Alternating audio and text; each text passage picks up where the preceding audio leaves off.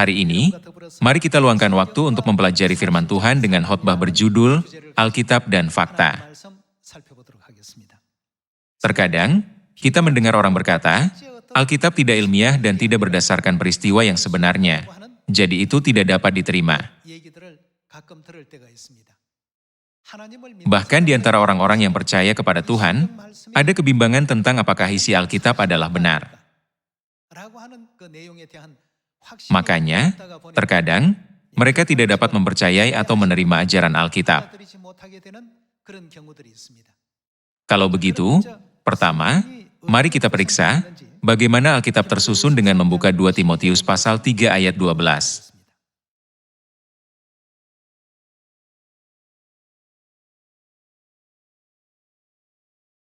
Memang setiap orang yang mau hidup beribadah di dalam Kristus Yesus akan menderita aniaya. Sedangkan orang jahat dan penipu akan bertambah jahat. Mereka menyesatkan dan disesatkan. Tetapi hendaklah engkau tetap berpegang pada kebenaran yang telah engkau terima dan engkau yakini, dengan selalu mengingat orang yang telah mengajarkannya kepadamu. Ingatlah juga bahwa dari kecil engkau sudah mengenal kitab suci yang dapat memberi hikmat kepadamu dan menuntun engkau kepada keselamatan oleh iman kepada Kristus Yesus. Segala tulisan yang diilhamkan Allah. Apakah semua kitab suci itu? Tuhan mencurahkan Roh Kudus, dan Dia sendiri yang menciptakan seluruh kitab suci. Mari kita lihat lagi ayat 16. Segala tulisan yang diilhamkan Allah memang bermanfaat untuk mengajar, untuk menyatakan kesalahan, untuk memperbaiki kelakuan, dan untuk mendidik orang dalam kebenaran. Dengan demikian, tiap-tiap manusia kepunyaan Allah diperlengkapi untuk setiap perbuatan baik.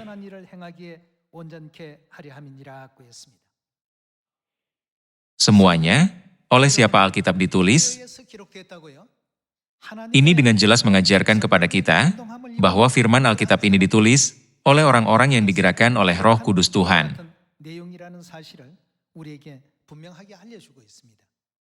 Selain itu, dari Kejadian sampai Wahyu, kitab-kitab itu tertulis pada zaman yang berbeda.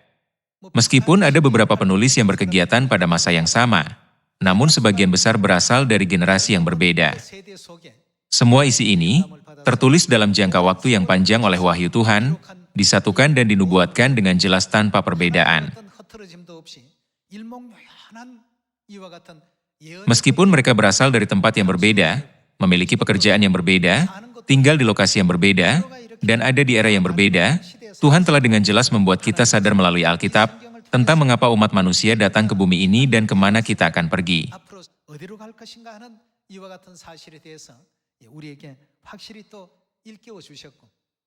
Untuk membiarkan kita menyadari hal tersebut, Tuhan mengutus para nabi ke bumi ini di setiap zaman. Ada tertulis, seluruh kitab suci diilhamkan oleh Tuhan. Dengan kata lain, 2 Timotius pasal 3 dengan jelas memberitahu kita bahwa semua kitab suci ditulis sesuai dengan kehendak Tuhan. 2 Timotius pasal 3 dicatat dalam versi bahasa Indonesia masa kini sebagai berikut. Segala sesuatu yang tertulis dalam Alkitab diilhami oleh Allah dan berguna untuk mengajarkan yang benar,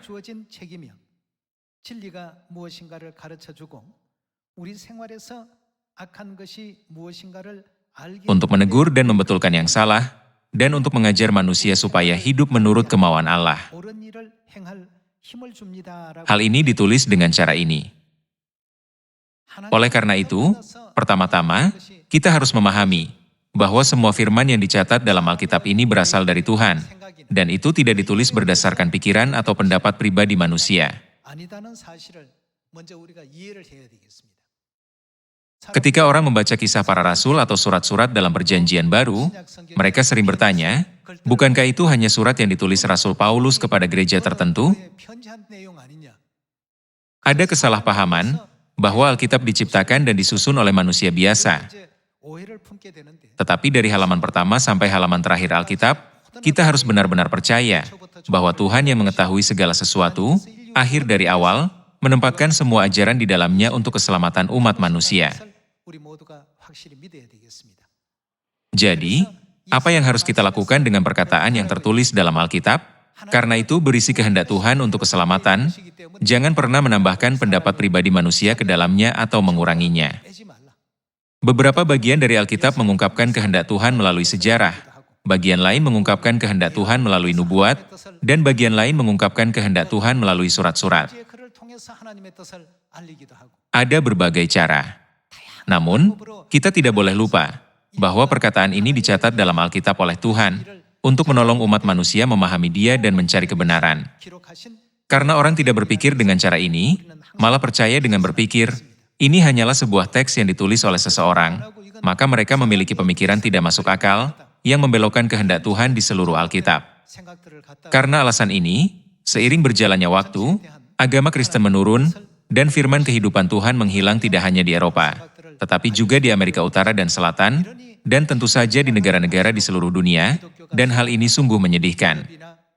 Mari kita lihat 2 Petrus pasal 3 ayat 14 bersama-sama.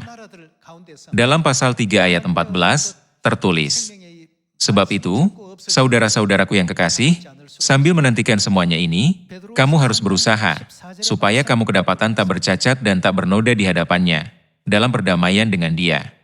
Anggaplah kesabaran Tuhan kita sebagai kesempatan bagimu untuk beroleh selamat. Seperti juga Paulus, saudara kita yang kekasih, telah menulis kepadamu menurut hikmat yang dikaruniakan kepadanya. Hal itu dibuatnya dalam semua suratnya, apabila ia berbicara tentang perkara-perkara ini. Dalam surat-suratnya itu ada hal-hal yang sukar difahami, sehingga orang-orang yang tidak memahaminya dan yang tidak teguh imannya. Apa yang mereka lakukan? Mereka memutarbalikannya menjadi kebinasaan mereka sendiri, sama seperti yang juga mereka buat dengan tulisan-tulisan yang lain. Mereka memutarbalikan Alkitab dengan penafsiran yang licik. Dalam versi lain, tertulis bahwa bagian ini diputarbalikan oleh orang-orang yang tidak tahu apa-apa. Jadi, apa yang akan terjadi pada mereka? Memutarbalikannya menjadi kebinasaan mereka sendiri, sama seperti yang juga mereka buat dengan tulisan-tulisan yang lain.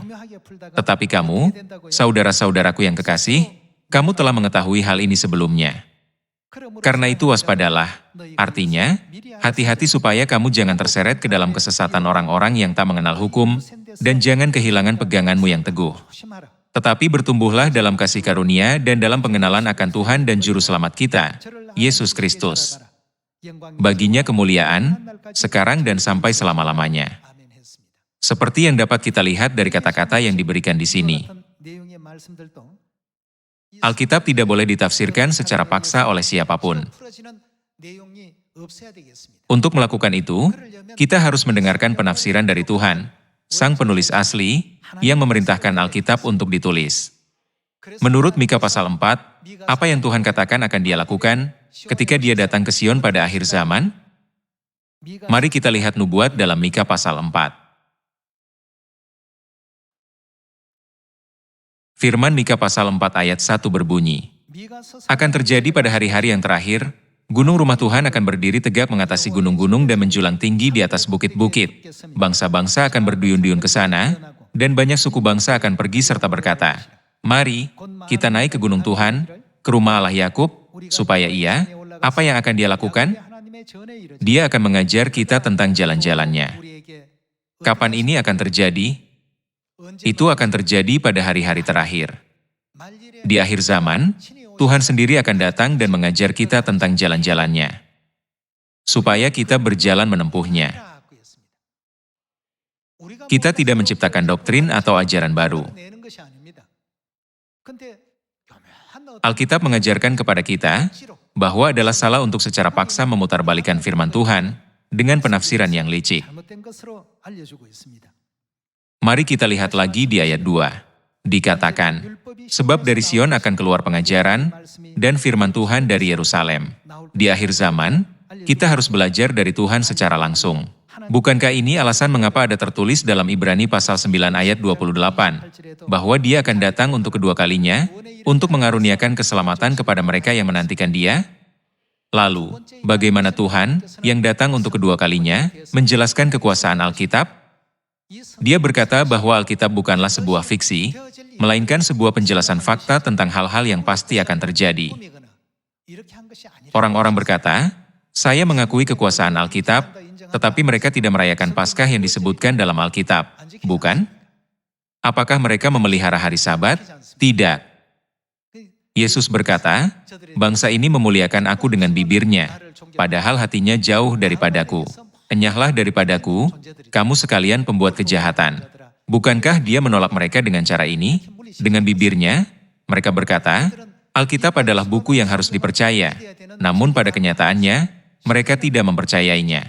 Akan tetapi, kita tidak boleh melakukan seperti mereka. Tuhan telah memberi kita Alkitab untuk membuka jalan ke kerajaan sorga, untuk memperbaiki semua perbuatan dan pikiran kita yang salah, dan untuk memimpin kita ke jalan keselamatan. Bukankah ini sebabnya Tuhan memberi kita Alkitab? Jika begitu, pertama-tama mari kita tegaskan bahwa Alkitab adalah fakta. Mari kita beralih ke Ayub pasal 26. Dalam Ayub pasal 26 ayat 7, ada tertulis, Allah membentangkan utara di atas kekosongan dan menggantungkan bumi. Bumi di sini mengacu pada planet bumi. Di mana dia menggantungkan bumi ini? Pada kehampaan. Inti yang paling penting di sini adalah ayat yang mengajarkan bahwa bumi digantungkan di atas ruang kosong.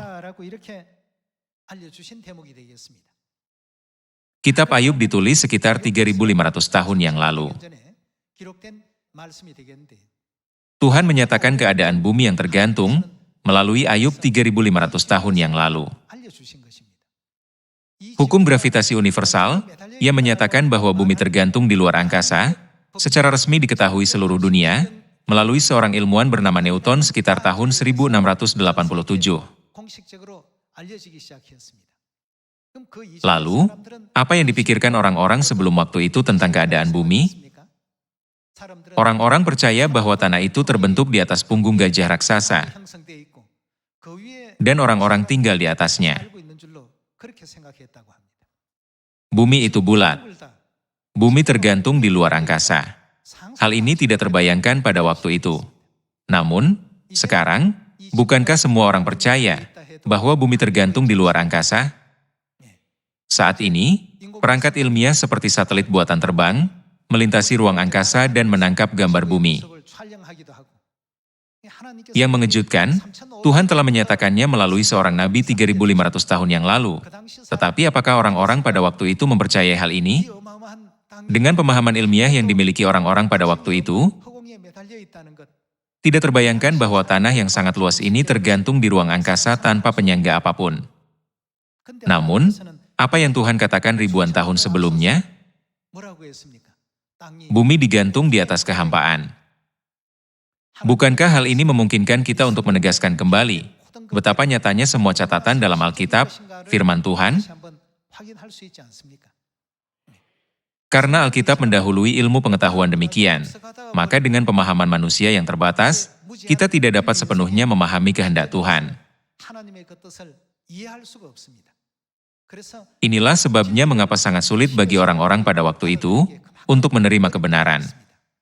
Kita berkata, ada kerajaan sorga yang kekal. Apakah Alkitab mengatakan ada kerajaan sorga atau tidak? Tapi, orang-orang tidak percaya. Kita berkata, ada neraka. Namun, bukankah banyak orang yang meragukannya?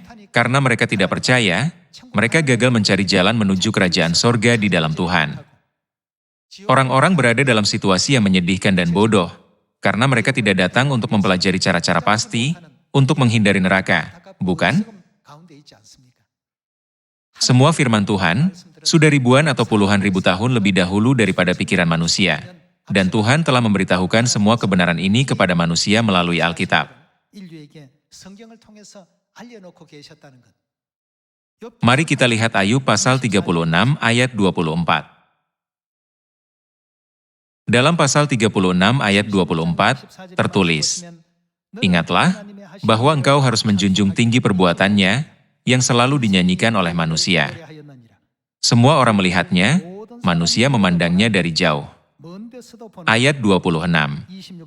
Sesungguhnya, Allah itu besar, tidak tercapai oleh pengetahuan kita, jumlah tahunnya tidak dapat diselidiki. Ia menarik ke atas titik-titik air, dan memekatkan kabut menjadi hujan, yang dicurahkan oleh mendung, dan disiramkan ke atas banyak manusia. Ungkapan menarik ke atas titik-titik air, mengacu pada air yang diubah menjadi uap dan diangkat ke udara. Lalu itu mengembun di udara dan menjadi awan, yang kemudian turun ke bumi lagi sebagai hujan lebat. Kita dapat melihat Tuhan dengan tepat menggambarkan proses siklus air dalam kitab Ayub pasal 36. Pada zaman ketika orang-orang hanya berpikir bahwa hujan hanyalah air yang jatuh dari langit.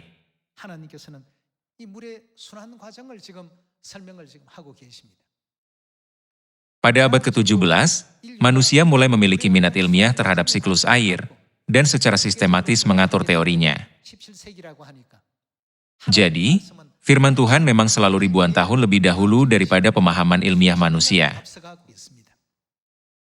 Jika itu tertulis dalam Alkitab demikian, kita harus menerimanya sebagai kebenaran, percaya bahwa Alkitab adalah fakta. Pada masa itu, orang pasti bertanya, bagaimana air naik ke langit? Saya tidak pernah melihat air naik. Itu pasti bohong. Saya tidak bisa mempercayainya. Hanya sekitar 400 hingga 500 tahun yang lalu pada abad ke-17, orang mulai menemukan dan secara ilmiah membuktikan bahwa air benar-benar naik ke langit. Namun, Tuhan telah mencatat firman ini melalui para nabi 3.500 tahun yang lalu, bukan? Alasan saya ingin membagikan hal ini kepada kalian hari ini adalah karena semua yang tertulis di dalam Alkitab adalah benar, dan kita harus mempercayainya. Pada waktu itu, orang-orang mungkin tidak mempercayainya, tetapi ketika saatnya tiba, semua orang akan menyadari, ini ternyata benar. Alkitab benar-benar mencatat peristiwa-peristiwa yang akan terjadi. Hari ini, saya akan memberikan beberapa contoh, supaya kalian dapat memastikannya. Yesaya adalah seorang nabi yang dipanggil, sekitar 700 tahun sebelum Yesus datang. Dalam Yesaya pasal 53, tertulis dengan sangat rinci tentang Mesias yang akan datang ke bumi ini 700 tahun kemudian. Mari kita lihat Yesaya pasal 53 ayat 1.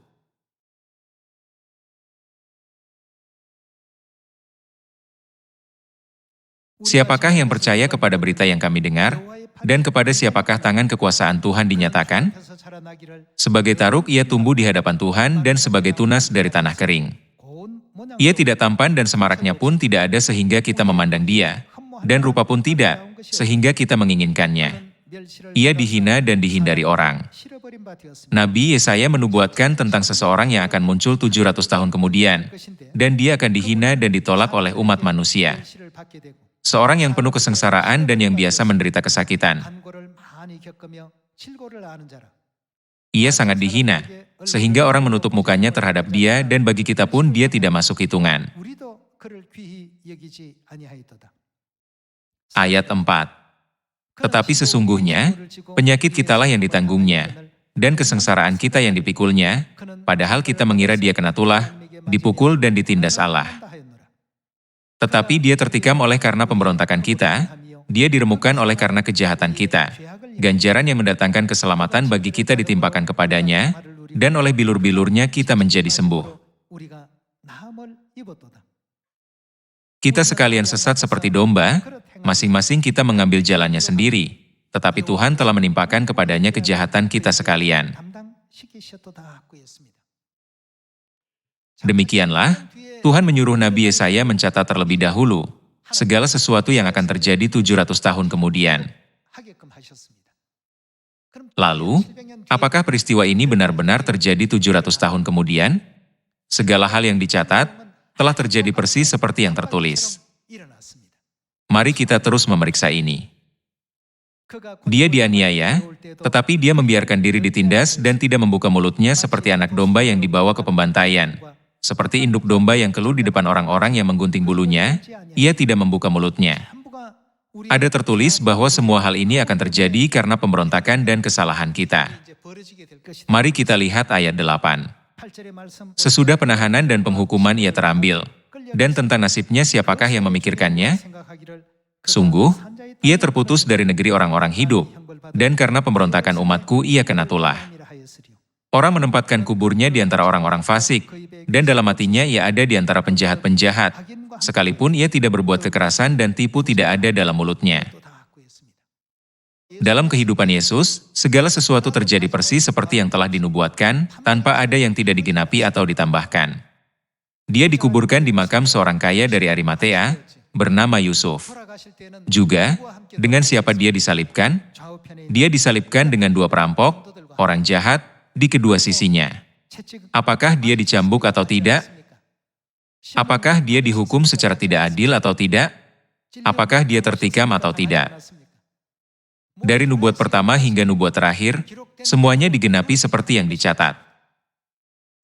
Makanya, kita dapat memastikan bahwa Alkitab benar-benar merupakan firman Tuhan yang dituliskan sebelumnya untuk menubuatkan kejadian-kejadian di masa depan secara tepat.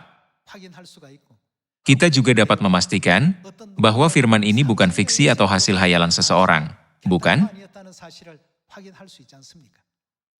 Kita tidak boleh menambahkan atau mengurangi apapun pada Alkitab dengan menjunjung tinggi kekuasaan mutlaknya. Hal ini karena ini adalah firman Tuhan. Tuhan telah merancang semua rencana keselamatan tanpa kesalahan sebesar 0,001% pun. Bagaimana mungkin kita, sebagai manusia biasa, berani memperdebatkan firman Tuhan dengan mengatakan, seharusnya begini atau begitu? Sungguh, Yesus dengan tepat menggenapi firman ini seperti yang dinyatakan dalam Yesaya pasal 53. Mari kita pastikan hal ini dengan membuka Matius pasal 27 ayat 57. Menjelang malam datanglah seorang kaya, orang Arimatea, yang bernama Yusuf. Kaya ditekankan di sini. Dan yang telah menjadi murid Yesus juga.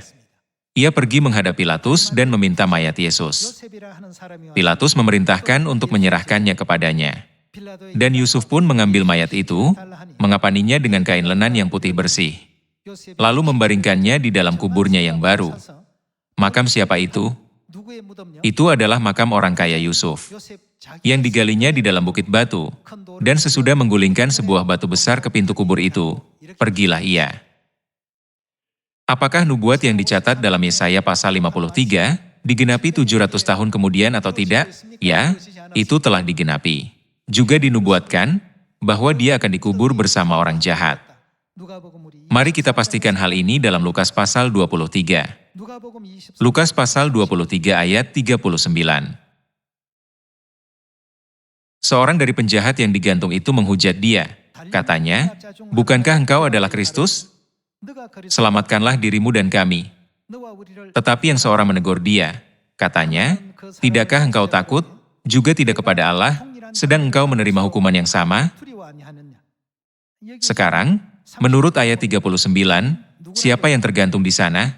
Itu adalah seorang dari penjahat. Menurut Yesaya pasal 53, dengan siapa dia dikuburkan? Dia dikuburkan bersama orang jahat. Ada dua perampok di kedua sisinya. Perampok yang di sebelah kanan mengakui dosa-dosanya, berharap untuk diampuni dan berkata kepada Yesus, "Ingatlah akan aku, apabila engkau datang sebagai Raja."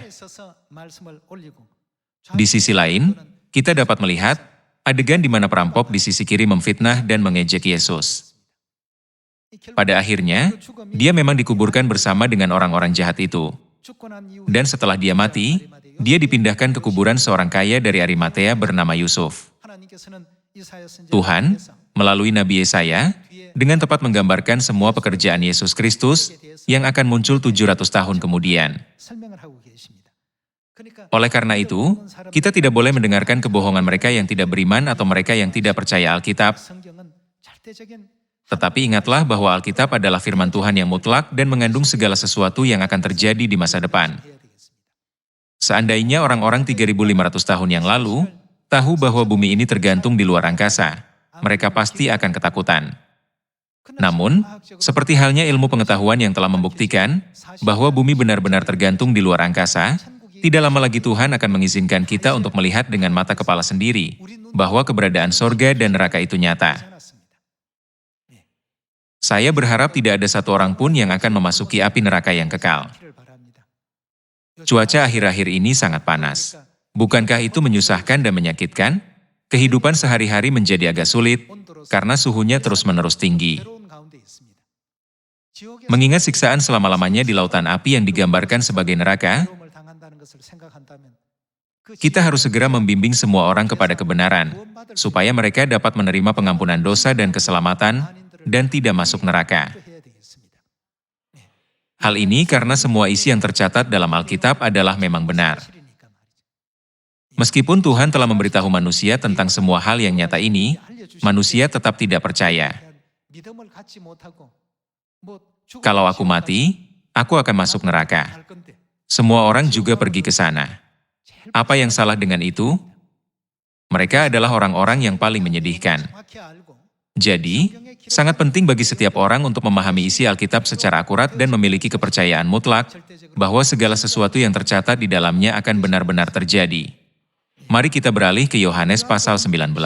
Nubuat dalam Yesaya pasal 53 yang menyatakan bahwa Yesus akan ditikam dengan tombak juga digenapi. Yohanes pasal 19 ayat 33. Tetapi ketika mereka sampai kepada Yesus dan melihat bahwa ia telah mati, apa yang mereka lakukan? Mereka tidak mematahkan kakinya. Tetapi seorang dari antara prajurit itu menikam lambungnya dengan tombak dan segera mengalir keluar darah dan air. Dan orang yang melihat hal itu sendiri yang memberikan kesaksian ini dan kesaksiannya benar, dan ia tahu bahwa ia mengatakan kebenaran supaya kamu juga percaya. Sebab hal itu terjadi. Bagaimana hal itu terjadi? Supaya genaplah yang tertulis dalam kitab suci, tidak ada tulangnya yang akan dipatahkan. Itu adalah penggenapan nubuat. Dan ada pula nas yang mengatakan, mereka akan memandang kepada dia yang telah mereka tikam. Melihat firman yang dicatat di sini, kita diingatkan akan Yesaya pasal 53. Dia tertikam oleh karena pemberontakan kita, dia diremukkan oleh karena kejahatan kita. Seolah-olah Nabi Yesaya melakukan perjalanan dengan mesin waktu ke zaman Yesus, menyaksikan segala sesuatu terjadi, dan mencatatnya secara tepat 700 tahun sebelumnya. Kita harus ingat bahwa Alkitab memiliki ciri-ciri seperti ini. Jadi, Yesus, yang datang ke bumi ini 2000 tahun yang lalu, juga mengajar kita tentang ciri-ciri Alkitab. Mari kita lihat Lukas pasal 24 ayat 25. Pasal 24 ayat 25. Lalu ia berkata kepada mereka, "Hai kamu orang bodoh, betapa lambannya hatimu, sehingga kamu tidak percaya segala sesuatu yang telah dikatakan para nabi. Akan jauh lebih mudah jika mereka benar-benar mempercayai hal ini. Tetapi mereka meragukannya, berpikir, haruskah aku percaya atau tidak?"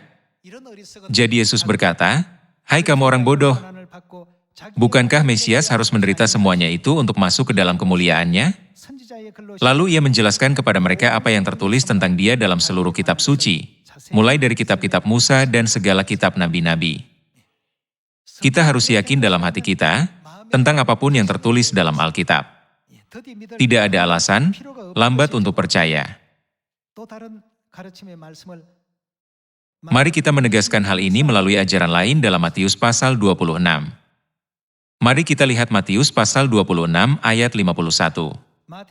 Tetapi seorang dari mereka yang menyertai Yesus mengulurkan tangannya, menghunus pedangnya dan menetakannya kepada hamba imam besar sehingga putus telinganya. Maka kata Yesus kepadanya, "Masukkan pedang itu kembali ke dalam sarungnya, sebab barang siapa menggunakan pedang, akan binasa oleh pedang. Atau kau sangka, bahwa aku tidak dapat berseru kepada Bapakku, supaya ia segera mengirim lebih dari 12 pasukan malaikat membantu aku? Jika begitu, bagaimanakah akan digenapi yang tertulis dalam kitab suci, yang mengatakan bahwa harus terjadi demikian?" Apa yang Yesus katakan tentang nubuat-nubuat dalam Alkitab? Bukankah dia mengakui bahwa segala sesuatu yang tertulis dalam Alkitab berasal dari Roh Tuhan dan pasti akan digenapi, persis seperti yang dicatat? Maksudnya, hanya karena engkau melakukan hal ini, bukan berarti nubuat itu tidak akan digenapi. Masukkan pedang itu kembali ke dalam sarungnya. Melalui perkataan-perkataan Yesus ini, kita dapat yakin bahwa Alkitab mengandung hal-hal yang pasti akan digenapi, bukan?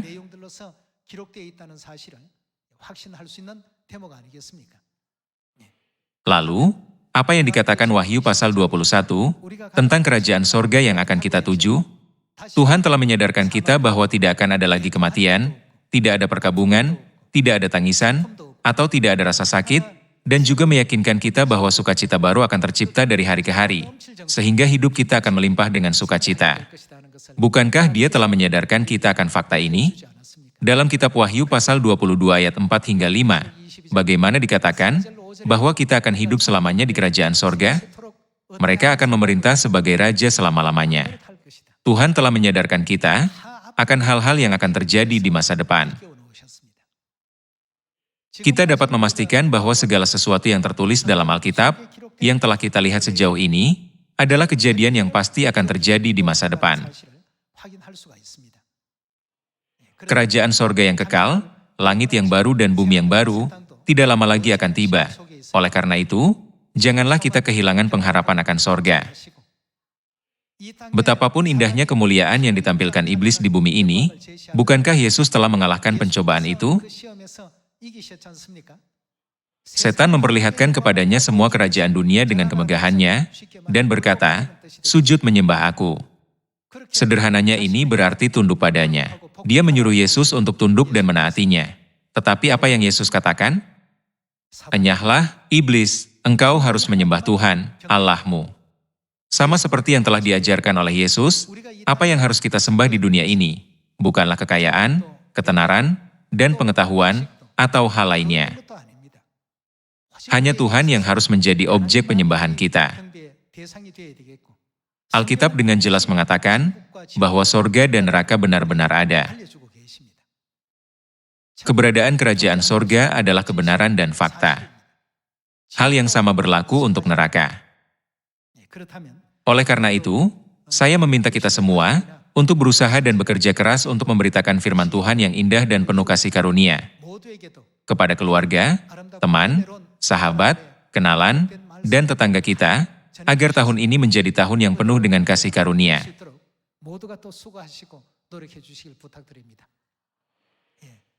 Para anggota keluarga Sion yang menjaga iman di tengah berbagai kesulitan, mari kita semua tetap kuat. Dengan sungguh-sungguh meminta sekali lagi, bahwa kalian masing-masing menjadi anak sorga, sehingga tidak ada seorang pun yang tertinggal, saya ingin mengakhiri khotbah hari ini. Terima kasih.